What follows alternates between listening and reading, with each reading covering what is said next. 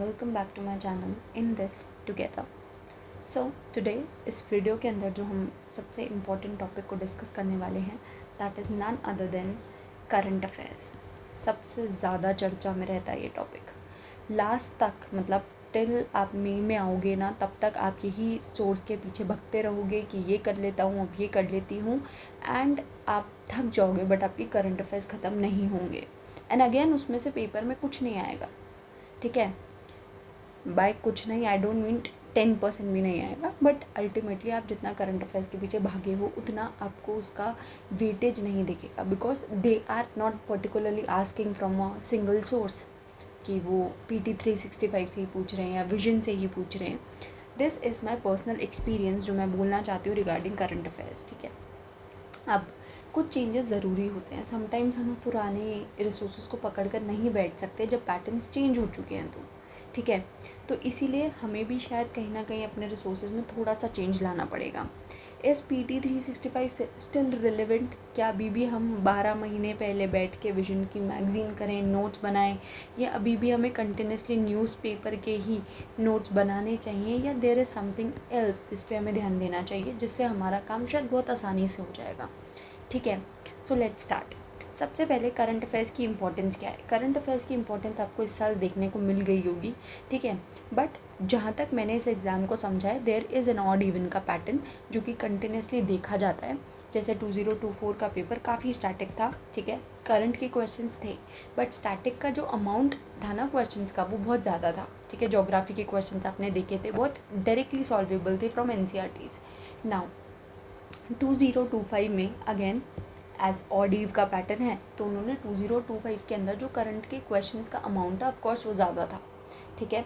उसको आप देखोगे तो बहुत ज़्यादा लिंक्ड क्वेश्चंस भी आपको देखने को मिलेंगे, डायरेक्ट करंट अफेयर्स के क्वेश्चन तो थे ही, ठीक है। तो अब इम्पोर्टेंस 2026 के लिए क्या है, एल से स्लाइटली लेस रहेगा। स्टैटिक पे ज़्यादा ध्यान दो अगर आप 2026 कर रहे हो, बट क्योंकि UPSC थ्रू आउट भी पैटर्न थोड़ा शिफ्ट कर रहा है और करंट ओरिएंटेड कर रहा है जनरली पेपर को, तो अब current affairs is not something जो हम पूरी तरीके से छोड़ जाएं और हमारा काम बन जाएगा, ठीक है। तो हमें एक ऐसा सोर्स चाहिए जो हमारे को बहुत ही कम टाइम पे बहुत अच्छे मार्क्स से करंट अफेयर्स कवर करा दे। मतलब एटलीस्ट अगर हम देखें 10 क्वेश्चन अगर पेपर में आ रहे हैं तो एटलीस्ट मैं 5 तो डायरेक्ट कर पाऊँ और 1-2 मैं पार्शली तो कर पाऊँ करंट अफेयर्स के लिए, ठीक है।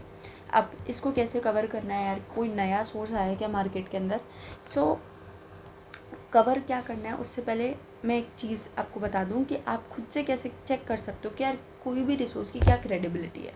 देखो, कोई भी रिसोर्स जो आपको फॉलो करना है, आज के टाइम पे आप सर्च कर सकते हो, PDF अवेलेबल होते हैं मोस्ट प्रोबेबली, ठीक है। तो आप उसको लो, आप 2025 का paper low and search for it, ठीक है। कि आपको वो वर्ड्स या आप डायरेक्टली सॉल्व कर पा रहे हो या नहीं कर पा रहे हो एट्सेट्रा, ठीक है। फिर उसके बाद खुद को जज करो कि क्या आपने अगर ये PDF एक बार पढ़ा है तो आप इतना सॉल्व कर लेते या नहीं कर पाते।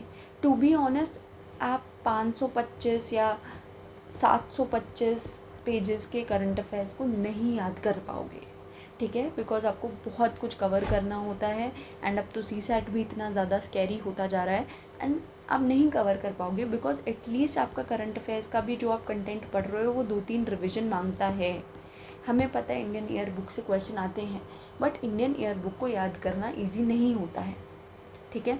तो अब फिर क्या कर सकते हैं हम? देखो, पर्सनली जो 2 रिसोर्सेज मैंने फॉलो किए that is focus magazine, understand UPSC की मैगज़ीन होती है। सत्यम सर ने इस बार तो फ्रीली सबको यूट्यूब पे भी उसके लेक्चर्स प्रोवाइड किए थे एंड उनके ऐप पे ये PDF अवेलेबल होते हैं, ठीक है।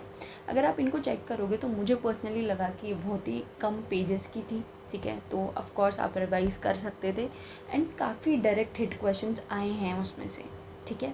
और पार्शियल हिट तो आता ही आता है, ठीक है।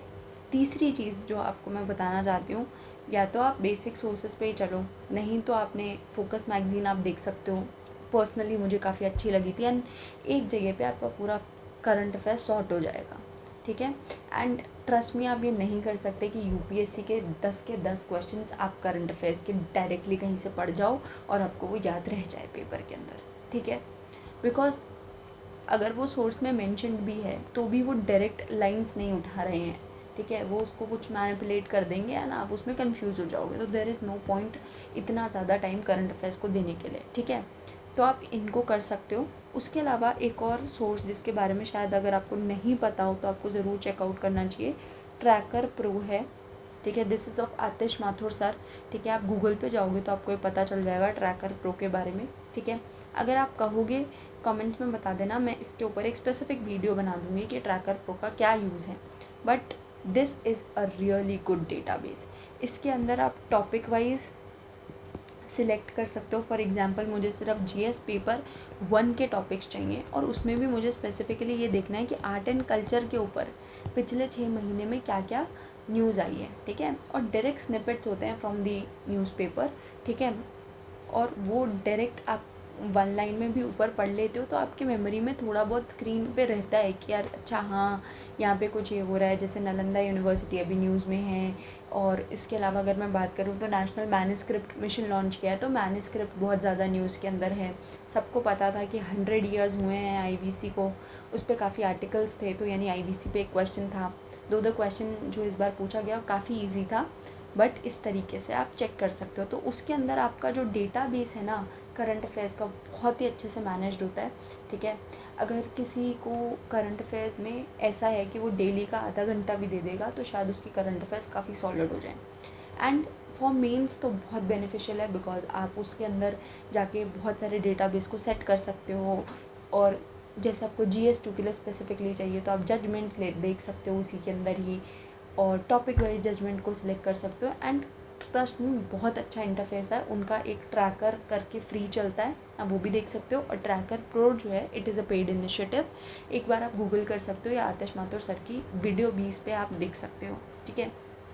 पर्सनली मुझे लगता है कि ये 2 सोर्सेस काफ़ी अच्छे हैं करंट अफेयर्स के लिए। आपके काफ़ी क्वेश्चंस करंट अफेयर्स के इससे कवर हो जाएंगे। उसके अलावा आपको करंट अफेयर्स के पीछे भागने की ज़रूरत नहीं है। 2026 का पेपर शायद तक स्टैटिक की तरफ ही रहेगा वापस से, ठीक है। So focus on that more. Static is the king, जैसे सब कुछ हमेशा लोग कहते ही हैं, बट करंट को अब हम छोड़ नहीं सकते हैं। इसीलिए ये 2 सोर्सेज हैं। इनकी क्रेडिबिलिटी आप कैसे चेक कर सकते हो मैंने आपको बता दिया। आपको खुद पे इतना विश्वास है कि आप 500 पेजेस या 1000 पेजेस की अगर कोई PDF या मैगजीन्स याद कर सकते हो तो गो फॉर इट। आप उनको रिवाइज़ कर सकते हो तो गो फॉर इट। बट अगर आप नहीं कर सकते हो तो दीज आर द 2 ऑल्टरनेटिव्स जो आप चेकआउट कर सकते हो, जिससे आपको शायद बहुत फ़ायदा मिलेगा रिगार्डिंग, और आपका करंट अफेयर्स का फोमो भी एंड हो जाए। Okay, so that's it for the video. Will meet next time with a new topic.